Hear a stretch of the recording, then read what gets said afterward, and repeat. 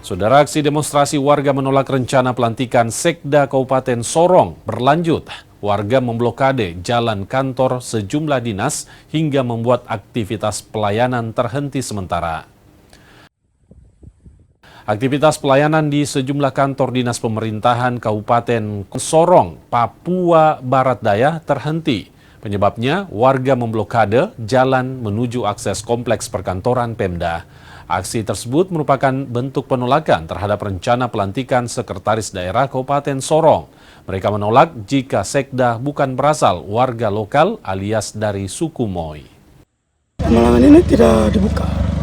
Pemalangan ini tidak dibuka sampai aspirasi kami terjawab.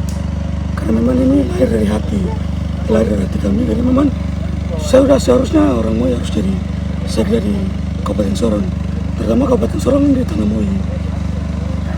Jadi kita perlu tahu bahwa sudah sepantasnya orang Moi harus jadi pemimpin di punya negeri sendiri. Itu baik kepala daerah maupun Sekda.